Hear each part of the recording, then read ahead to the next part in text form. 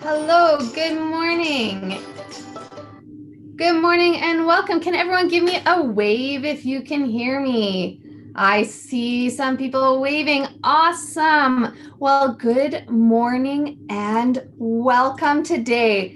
Great. I am so glad you are here. My name is Haley, or Mrs. Legassi, and I am excited to be your host today for our Pro-Narrator Workshop. So we today are learning all about how to become more expressive readers so we can read so that it's interesting for other people to listen to our reading. And we have with us someone named David Epstein, and he is an actor and a voice actor. So he is going to tell us about what he does to get him ready to deliver lines, whether he's reading as a voice actor or as an in-person actor. So we are going to talk about that and learn a lot about becoming expressive readers. So how many of you are happy to be here today? How many of you are almost done school? So many. We are so close to being done school. Well, I am so glad that you are joining us for one last event today. So without any more chitter chatter from me, I'm going to pass it over to David, and he is going to give his presentation. And then at the end, we will have a little bit of time where we'll be able to ask some questions. All right, you guys ready? All right, David, you can introduce yourself, tell us a little bit about what you do, and then take it away. Woohoo! Super excited to be here, guys. Thank you for having me. I'm excited to tell you a little bit about my experience as a narrator. But before I get started, I'm just going to share my screen so that you guys can see the presentation that I'm working on. So hold on one second. Okay.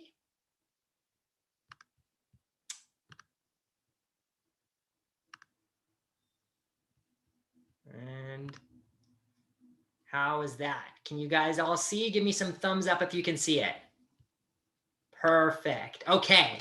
So like Haley mentioned, I am David Epstein. I am an actor and a voice actor from Vancouver, Canada. And voice acting, it refers to a ton of different things, whether it's cartoons, the voices in video games or commercials, even phone answering services. There is someone who is sitting in a studio with a microphone recording that. But one of the favorite things about my job that I love to do, and that's why I'm here to talk to you today, is narrating audiobooks. So I'm going to tell you about a little bit about my process and some of the tips and the tricks that I've learned along the way, so that hopefully by the end of today's class, we will all feel a little more confident and a little bit more ready to tackle a book and be more engaging readers. So this is basically what we're going to cover today. A couple different topics. So first of all, preparation, how to prepare for your narration. Then one of my favorite things that I like to say, called making your words dance. So ways of changing the tempo and the beats to kind of get your words a little more exciting and a little bit more engaging for listeners. Then we're going to talk about characters and making really fun character voices. And last but not least, we will talk about using your body and how your body and your face can change the way that your narrations sound. How does that sound? Everyone like that idea? Hands up if you're ready to go. All right, perfect. Without any further ado, we're going to jump into preparation. So preparation is this is kind of a little bit of the boring part of getting to read, because it's a little bit of the homework that we have to do as a narrator so that we're ready to get up in front of a microphone, in front of a class, and be ready to read. And the more prepared that we are and the better we know our story before we read it out loud, the more freedom that we're going to have fun. And I'm going to talk about that a little bit throughout this class, but you'll learn that the more fun that as a narrator you are having, as a reader, the more fun that you're having, the more exciting and engaging your story is going to be. So before you do anything, before you read out loud, it's really, really helpful to read the book for yourself first. And this is where you can start kind of breaking down words that you might not know. Sometimes you're going to see a word, what the heck does that mean? So to find the definition of words that you don't know, just so you know what everything is as you're reading out loud, is a super, super helpful thing to do. It's also really important to sometimes figure out the pronunciation. Sometimes you might see a word that you've never seen before, or the name of a city or a person, and you've never seen how it's pronounced. So it's really helpful to ask someone around what that proper pronunciation is going to be. So when it comes to reading it, you're not stumbling and trying to sound it out bit by bit, and you're ready to go. And then the last couple of things to talk about when preparing is punctuation. So as you're reading that book for the first time through, you know, punctuation, which are the little marks in between the words, that will end up being a really, really good roadmap for you guys to help judge how you're going to end up attacking the story and how you're going to tell it. So keep a good track of your punctuation when you're reading it for the first time. And last but not least, character dialogue. So I think we all know that sometimes when we're reading books, there are moments where other characters are actually speaking out loud. And we can see that usually with the apostrophes or the quotation marks. So we're going to get into talking a little bit more about how you can create different character voices. But for now, when you first do your read, just keeping a note of where those different characters are, who's speaking, and then we can start thinking about voices that we can create for them later on. So that is preparation. And as you can see, I have a little treasure map there beside you, because at the end of the day, no one goes and searches for treasure and just stumbles across it. You got to have that map first, and preparation allows you to create that map so we know how to navigate the story, and then we can take our readers on that journey with us. All right, now here's time for my fun one. This is called Make Your Words Dance. So I think we've all met that person in life. None of the teachers here, I'm sure, but we all have a teacher or an older person in our life that is kind of boring to talk to. They have this repetitive, monotone voice, and they just say fact after fact after fact. And after a while of listening to them, we're bored and we don't really care what they have to say. So this section is all about avoiding that monotone, flat speaking, and a way of making your words kind of pop and come to life a little bit more. And the reason I call it making your words dance, I think we've all probably watched So You Think You Can Dance, or maybe one of your little brothers or sisters has dance recitals. And if you watch someone on stage who's doing the same move over and over and over again, it's going to get a little bit boring. You're not going to want to watch that for an hour and a half. But if you see a dancer that's changing up the moves and maybe they're dancing a little bit there and fast and slow, it's a lot more exciting. And that's the exact same thing that we're going to want to do with our words. So one thing to think about is writing was something that came long after spoken word. And it was actually a way of retelling the stories that we were already telling to one another in our lives. So if you think about it, we as humans are constantly telling stories to different people in our lives, to our best friends, to our moms, to our dads, whoever it's going to be. We want to take them on this journey of, oh, this person that I met at the park, or there was this creepy man that was following us, or there's all these stories that we're constantly telling. And when we tell these stories to our friends, we're taking them on a little bit of a journey. We're telling them the beginning of the story, the middle of the story, and the ending of the story. And at the end of the day, we want them to be engaged and excited. Now, the weird thing is that when we're reading stories out loud, we sometimes forget. We're so focused on reading the words that we forget to make that story engaging.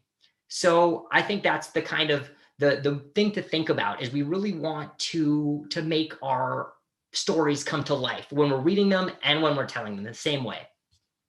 So the first thing to think about is, who are you telling this story to? When I do a lot of my audiobook reading, I am by myself in a room with a microphone. There's no one there that I'm reading to.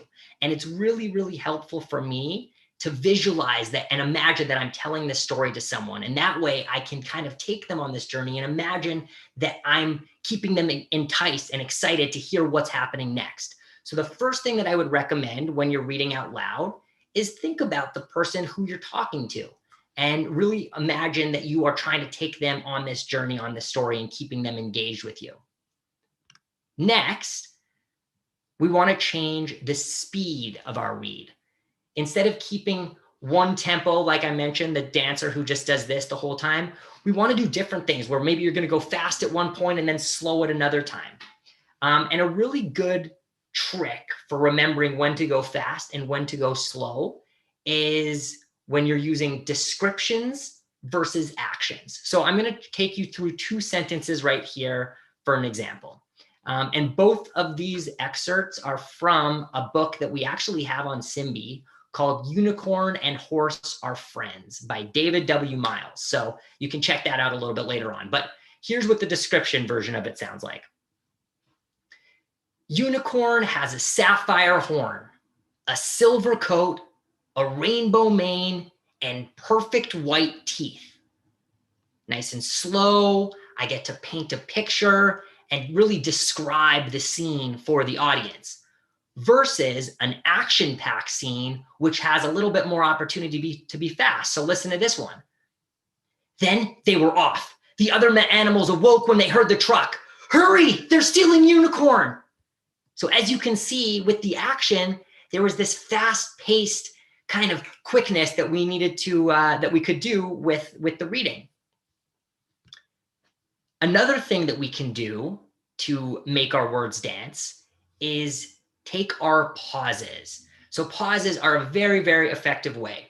And the most common ways that we're going to see a pause in our reading is with commas and periods. So commas, they indicate your short little small pause between words, and then periods represent a more final ending to a phrase or sentence. So I'm going to give you an example right here. For lunch, I had a peanut butter sandwich, banana, and a big glass of chocolate milk. Now I have a tummy ache. So did you guys see? And thumbs up if you saw that. Did you hear with the commas, I was able to slow myself down a little bit?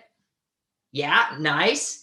And then with the period, I had a little bit of a longer opportunity to stop what I was saying, take that breath and go in. So not only does the punctuation help us to separate the thoughts in the story, but it also gives readers a chance to catch our breath. Because if you think about it, for lunch, I had a peanut butter sandwich, banana, and a big glass of chocolate milk. Now I have a tummy ache. if we did a whole book like that, we're going to be gasping for air. So really, it's a double-edged sword that we could pause as a reader, separate our thoughts, and also take that time to breathe. Now, with this example, you saw the list of things. There was the peanut butter sandwich, the banana, and a big glass of chocolate milk. So you may have also heard that during that list, I kind of made them sound a little bit different. I had a peanut butter sandwich, banana, and a big glass of chocolate milk. So this is something that we in the voiceover world called chocolate, vanilla, and strawberry. And it basically means that if you see a list of things separated by commas, you can give a different value to the words and it makes it sound a little bit more exciting. And then next thing you know, the readers are like, oh, that, you know, it's not a peanut butter sandwich, banana, and a big glass of chocolate milk. That's a little bit boring. But if you say a banana, a peanut butter sandwich, and a big glass of chocolate milk, it does sound a little bit more exciting. So that's something to think about too, is that chocolate, vanilla, and strawberry.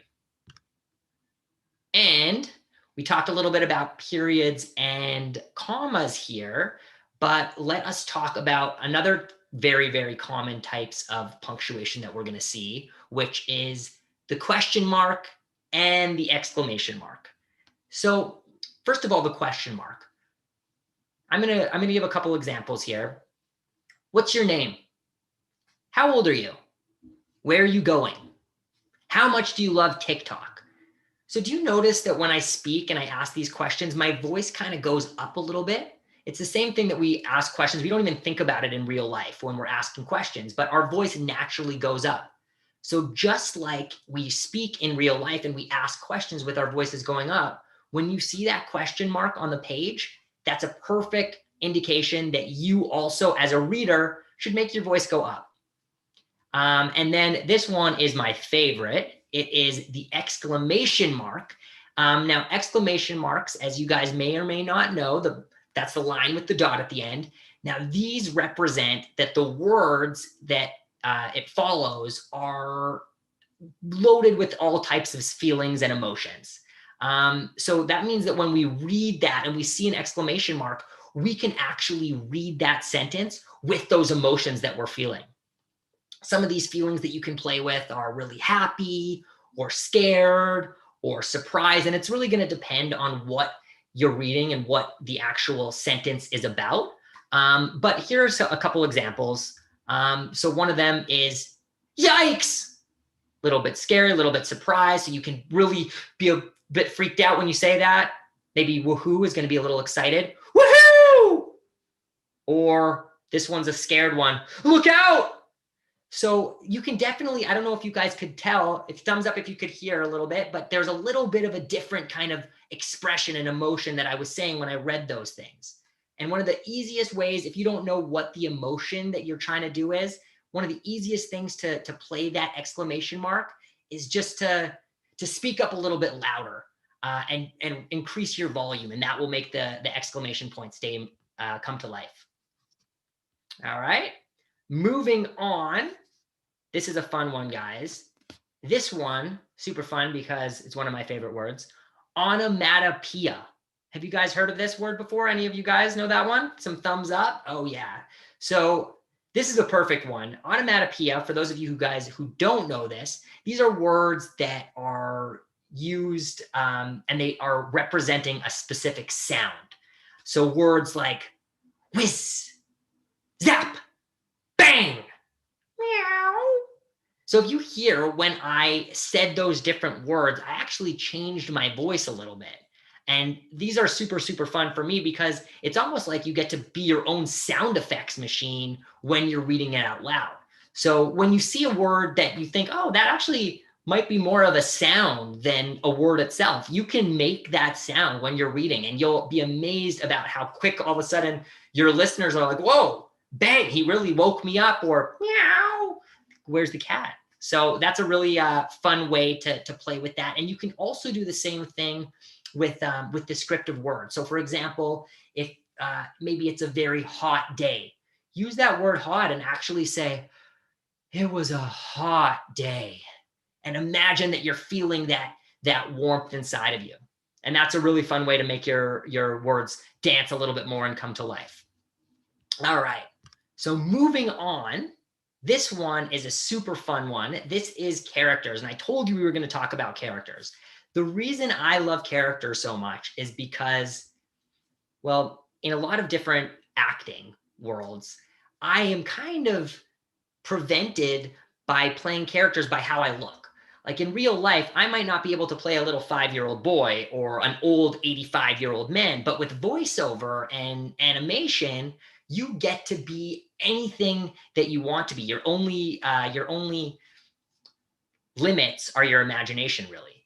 So that said, I get to play whatever you want or whatever I want when I'm reading out loud. And same thing with you. You can play those characters however you like. So the best thing to do, first of all, is as we're reading, we're going to find out different clues about each character in a couple different ways. You may see a picture of the character in the picture book. It might be something that the character says about themselves. I'm 4 years old.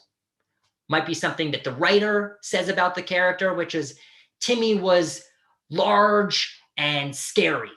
Or it might be something that another character says, which is Timmy was very mean to the other kids.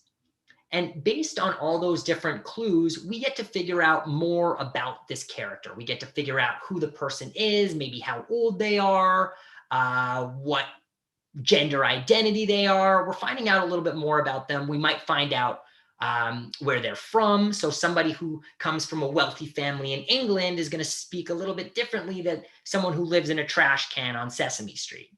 And there are tons of questions that we can ask, and this is just scratching the surface. But with these little clues that we're getting, we can then get into the next part, which is creating these fun character voices for them. So this is the 4 main things that we can do to help us create character voices. First thing, speed. So this is how fast or how slow a character speaks. So I'm going to give you an example of someone who speaks really, really fast. Rock, paper, scissors, I win. Versus someone who says, rock, paper, scissors, I win. So just by changing how fast I was speaking, I made 2 very different sounding characters. And you can just imagine if you were having a dialogue in your book about how different you can make 2 people sound just by speaking faster or slower. The next is volume. So that's how loud or how quiet we're going to speak. So I'm going to give you the same example. Rock, paper, scissors, I win. So that quietness could show that the character is maybe a little shy or a little soft-spoken versus someone who says, rock, paper, scissors, I win. And there's somebody who's clearly a little more confident. Maybe they're cocky or some kind. All right, so those are the first 2 ones is speed and volume. All right, this is a little bit of a fun one and I need you guys to do this with me. This one's called pitch. So I want you guys to start up here. Everyone make that noise if you can. And this can go all the way from which is really, really low. So the pitch is the tone at which this character speaks. So I'm going to give you an example again. Someone who speaks up here, last one, there's a rotten egg, versus last one, there's a rotten egg. So you can see just by changing where that character's pitch is, completely different as well. And last one, this is a little bit of a funky one. So I'm going to need you guys to try this with me. This one's called placement. So I want you to say this with me. Plug in your nose. Last one, there's a rotten egg. Last one, there's a rotten egg. So that noise is coming from your nose. So that's called a very nasal voice versus do a big yawn. Last one, there's a rotten egg. So that comes, if you feel it, comes a little bit more from your chest.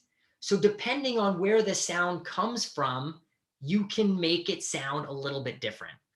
Now, the fun part is too, you can mix and match all these things. So maybe someone has a very nasal and talks fast. So last one, there's one egg. Or maybe they have that yawny voice, but they talk really slow. Rock, paper, scissors, I win. So you can do all sorts of funny things, and that's going to allow you to play around with these different character voices.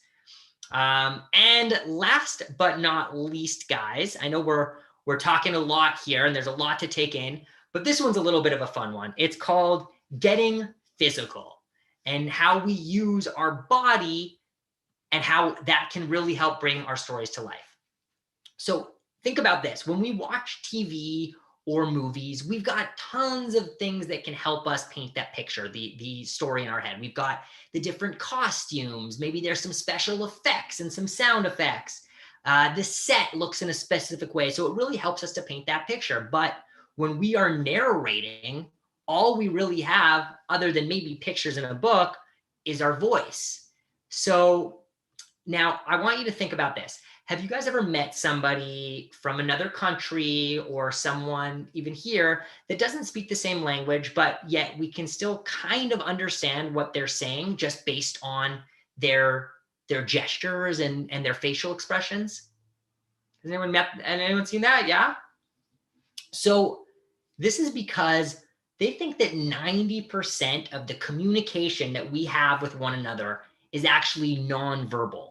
That means that we can communicate 90% of the stuff that we want just based on how we look at one another, or how our hands are moving, or the posture that we're sitting. So that said, I want you to think about that too, because if you think about it, I want to try this for a second, guys.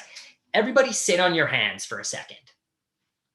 Now, if you sit on your hands and you try to have a conversation with someone, it feels like you're just like, oh, I want to get my hands out because I'm so used to speaking and kind of using my hands to talk that the second I'm sitting on my hands, I feel like I'm trapped.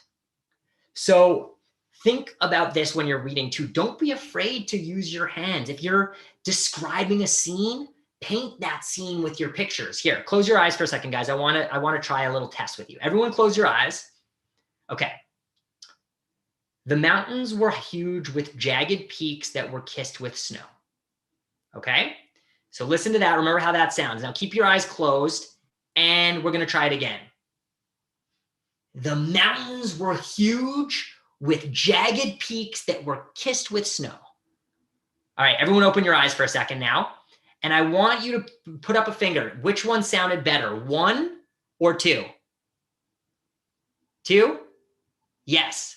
Now, guys, look what happened. Okay, now keep your eyes open. The mountains were huge with jagged peaks that were kissed with snow. So that was what happened. I was just kind of using my hands to paint the picture. And in doing that, it already made it sound a little bit more exciting. Now, the same thing goes with facial expression. Sometimes simply by reading with a change of our face, we can completely change how a story sounds. So again, we're going to watch this one. You guys can keep your eyes open for this one. All right, this one, and they all lived happily ever after. I'm going to say this in 2 different ways. One with a smile. And they all lived happily ever after. Okay, sounded pretty happy, right? Now I'm going to do the exact same words with a different face. And they all lived happily ever after. So it's crazy because even with the exact same words, they were happy words. Yet because I changed my facial expression and I made this really grumpy face, it was hard to even sound happy, even though those words were as happy as they could be. And you can also do these same things, these facial expressions or these hand gestures. You can think about that when you're doing your characters. So say we've found that character that has a big voice and it comes from his chest and he's really slow. If you're reading and you start moving like that character, it's going to help that character come to life as well. So those are different ways that you can use your bodies when reading. And all in all, it's going to make your reading sound really, really compelling and really, really exciting to the people that are listening. So that is actually a lot that I've covered right now. And I know that you guys have been very patient listening to me blab. So why don't we, at this point, should we open it up to some questions, guys? Sounds good. So we can unshare your screen. Go. Perfect. All right, so I'm going to unspotlight you two. There we go. So now I should pop. So, all right. So that was a lot of really interesting, cool stuff. And as you were talking, I was reading along the sentences with you and changing how I was reading things based on the suggestions that you were giving. And they were really helpful. So thank you, David, for giving us all those tips. Now we have some time where we can ask David some questions. We can ask David questions about narrating or about like reading and being a pro narrator, or also, as we mentioned, David is an actor, and so he's done some voice acting and some acting, and so we could ask David some questions about that as well. So if you do have a question, you can write your question in the chat, or you can put up your hand. Now, here's the thing: if you put up your hand, your voice and your face are going to be on the screen, and we are recording it, which means other people are going to see it that are not in this meeting. So teachers, if you do have people who want to share and put up their hand, just make sure that you have the media releases covered for them so that it's all good after that. So if you have a question, you can put up your hand or write it in the chat. So one of our friends would like to know, how many books have you narrated? That's a good question. So I've done in a studio full books. I've read one textbook, which was a long and boring experience. And then I read one children's book, which was really fun, called Rever the Speedway Squirrel, about a squirrel that likes to go really, really fast. So those were the two that I did in studios. And then I actually love reading on Simbi. And on Simbi, I practice a lot of my reading. And there, I think I've read 50, 60 books. So I love reading out loud. Awesome. So how many of you have actually read on Simbi? Because I know some people joined us because you read on Simbi, and other people joined us because you heard about this really cool event with a cool voice actor. So how many of you have read on Simbi? A lot of you have. And how many of you have not? All right. So let me just tell you really quick what he's talking about, because it's really cool. So I'm going to move out of the way, but here is Simbi. Now on Simbi, we will get to questions, I promise. I'm just telling you this because it's cool. Because you can, on Simbi, you can narrate books with your voice and you can listen. So here, if you go to Simbi after and click on the camp out, you can actually, I lost my mouse here. You can actually listen to David read it. So David read this book on Simbi. So he narrated it. And I'm sure there's some others we can find of David on Simbi as well. But this one, David narrated, and he knew he was narrating it for you guys. So I'm wondering, David, when you narrated this book on Simbi, did you read it just once and get it done because you needed it done? Or did you kind of take your time and reread it? Yeah, good question. So I definitely, the first thing I did before I even read it out loud is I read it silently, because I wanted to figure out what was happening in the story. I wanted to figure out what the actions were, what the descriptions were.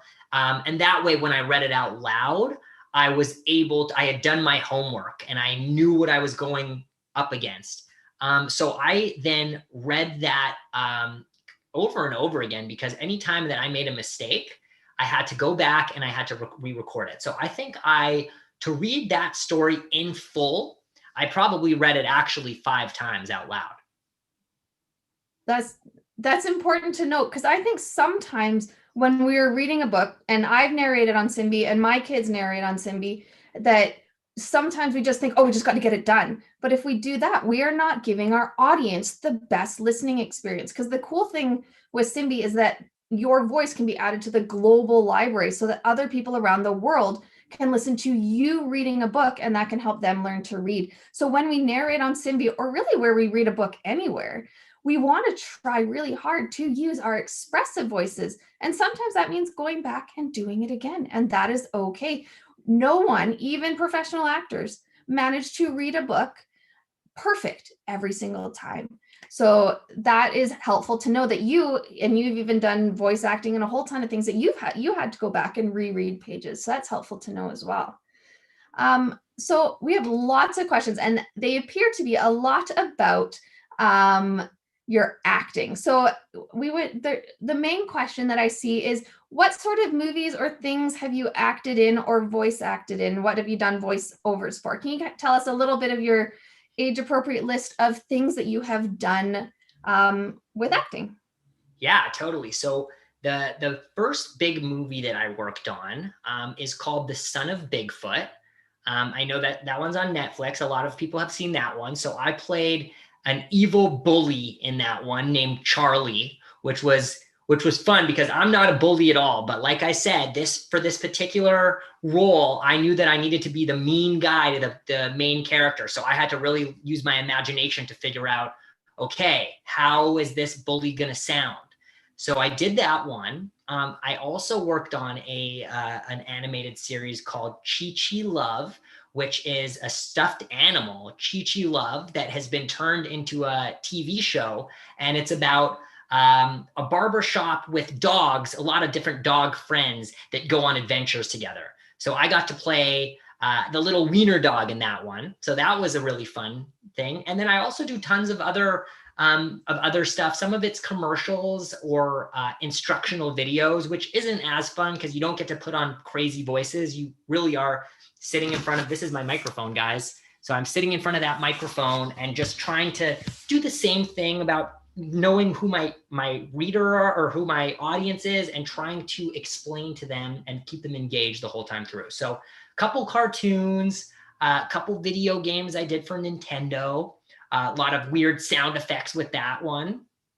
Yeah, so tons of stuff for voice. And then as far as acting on film goes, I've worked on a couple of different shows. One of them is called A Little Help with Carol Burnett. It's really fun for you kids if you guys want to check it out. It's about kids giving adults advice. So that was fun. And then a couple of other shows that maybe aren't as good for kids. Awesome. Well, that's a lot of experience. And I'm kind of wondering, and a lot of our friends are also wondering, how did you get into acting and specifically voice acting? Because I think a lot of people, when they think about acting, they're not thinking about, or they're thinking mainly about being on TV and being in movies. But how did you get into like the narrating and voice acting and voiceover type thing? Yeah, very good question. So I was always into theater. I think I did my first play when I was in grade 6 at school. And I really loved, as a kid, dressing up. I always loved Halloween being my favorite holiday of the year, where I could play this other character and dress in crazy clothes. So I used theater as a way that I could still make believe. So I started doing theater in elementary school, and then I loved it so much when I went to university, I continued to study theater. This is acting on stage, which is very different than acting in front of a camera. But I loved it so much, and I really thought that acting on film was what I really wanted to do, and be in movies and be on TV shows and have all these special effects around. So I decided to study acting on film. And when I was in this special program, there was one class that was offered called voiceover.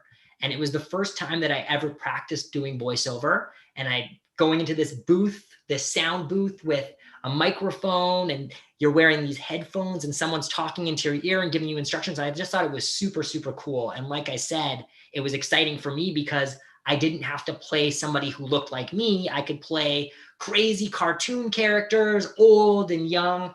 And I fell in love with it at that point. So that was kind of what started me on it. And I bought a microphone that I showed you guys. And I've just been practicing as much as I can at home and seeing, different, every time I watch something on TV, I'll try to imitate that character or maybe make a voice of my own for that character. Or if I hear a commercial on the radio, I think I could maybe do that. And I try to say it into my microphone. So just a lot of practice. And yeah, it doesn't feel like work though, because it's so fun. Perfect. So another one of our friends is wanting to know, do you have a favorite sound to make? Ooh, that's a good question. I love doing animal noises. I think animal noises are really, really fun because everyone knows what animals sound like, but to try and imitate them are everyone has a different imitation. So I loved when I was doing the meow earlier before, doing the cat was fun, or maybe you can actually hear my dog barking, but if I did some dog barking, he's really going to get excited. So I love doing animal noises.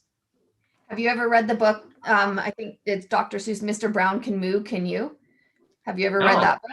If you like making animal noises, that is like the funnest one to read because it goes through Mr. Brown Can Moo and a whole bunch. Have any of you friends, have any of you guys read that book before? A few of you have. It's a funny book. It's a fun book to read. Now, sorry, I'm just looking because we're wrapping up soon. So I'm just trying to find a couple more questions. Do you have a favorite book? What is your favorite book that either just favorite book in general or favorite book that you have narrated? Yes. So I think I've got a few favorite books. The favorite book that I narrated was called Rever the Speedway Squirrel. And I thought it was super fun because it's about a squirrel that loves to go really, really fast. And he's dreaming about being a NASCAR racer. And he's got a whole family of different squirrels. One of them's named Gassy, and he's really always farting and burping. So I thought that was really fun. So I loved reading that one. And then I'm glad you brought up Dr. Seuss because one of my favorite books of all time is How the Grinch Stole Christmas. I listen to it every holiday time. It was turned into a movie with Jim Carrey that I think is so funny. And so anytime I'm reading those books, I really, really like it. And also the Berenstain Bears. Berenstain Bears was always a favorite of mine. Awesome. So another question that I have, and others have, well, mainly me, it's my question. It's not asked anywhere else. I'm just curious. On Simbi, I know that you recently recorded the camp out one, but do you have other books on Simbi that you have recorded and have really enjoyed and you would recommend that some of our friends check out? That's a very good question. I don't remember which ones I have done recently. I did read The Unicorn and Horse, and we did a little excerpt on that one. I thought that was really, really fun.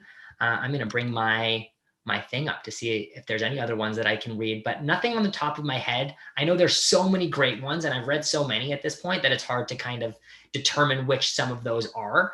But yeah, there's plenty of great reads on Simbi. That's cool. So you've done the camp out one and then the unicorn and horse are friends one. And then maybe afterwards we can try and find some of them and send that out in an email to teachers and let them know where your voice can be found on Simbi perhaps. Or totally. just I'm going to bring up I wasn't prepared for that question, but I'm going to bring up my account and see some of the other ones that I read because maybe that'll good in the meantime.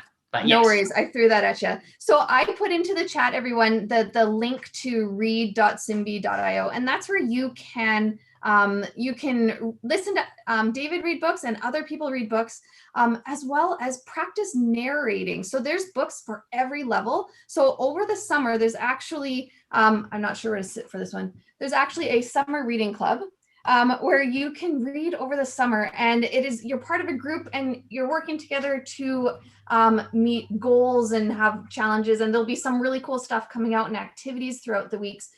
But what's really cool is that all summer you'll be recording your voice and practicing your reading and becoming more and more expressive and becoming a pro narrator. And then even in September, your new teacher can just log in to her teacher account and check out your reading and see all the amazing reading that you have done over the summer. So that's pretty cool. I don't have the direct link for that. Do I? Here. But you can sign up or get your parents to sign up for summer reading club, or your teachers can sign you up, anyone can sign you up right here at Summer Reading Club. So I've dropped that into the chat as well. You can click on those. So David, did you find your list of books? Any others that you've done? Yeah, there's a long list, but some of my favorite ones that I did, and I don't know if it's easier for me to write them down, but one of them is called Predators and Prey.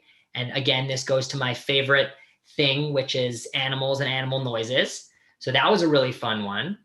I also really liked this book called B-Boy, Attack of the Zombies. And I thought that was a really fun things to do. I think for the most part, when I'm reading out loud, anytime that I'm excited about a story and excited about the different voices that I can do, I end up enjoying it the most. So those are two of my favorite ones.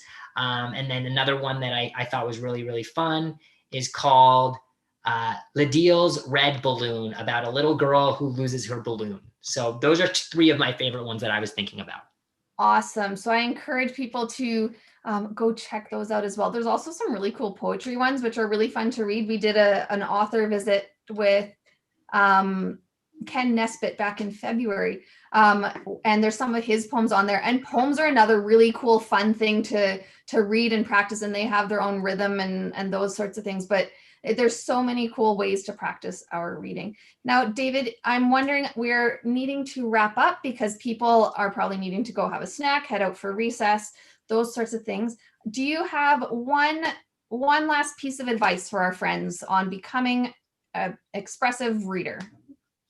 Yes, I would say, and this goes back to what I said in the very first slide, if you guys remember, which is have fun, because the more you are enjoying what you're reading, the more it's going to sound like you're having fun. And if you're excited and you're passionate about what you're reading, just having that feeling is really going to make a difference for all the people who listen. They're going to hear it. You know, if someone's telling you a story and they're bored about this guy went to the market and got some candy, it's not going to be as exciting as it's like, oh, this guy, he went to the market and he got candy. He got gummy bears and Jolly Ranchers. And it's just like, it's very exciting. So think about when you're speaking and telling stories in your real life, how can you make that translate into your reading as well? And I think it's going to make a huge impact. Awesome. Well, thank you very much for being with us here, David. And thank you everyone who joined us on your last week of school. I am so glad that we were able to hang out one last time, and we will be back together again in September. We have author visits planned throughout the school year and other activities and stuff that we are excited to welcome you back online to join us again. But for sure, I encourage you to check out the Summer Reading Club as a way to practice your reading. And there's tons of books on there. I guarantee you'll find some that you are excited about and that are fun and that you want to read and that you will enjoy reading. And then your voice and your narration will show it. So thank you all so much for coming. Can we all give David a thank you clap or a round of applause? Or jazz hands, any sort of way of showing him that we are saying thank you. And David, there's tons in the thank yous in the chat as well. So thank you all for coming, and we hope you have a great summer. Thank you guys. So much fun. All right.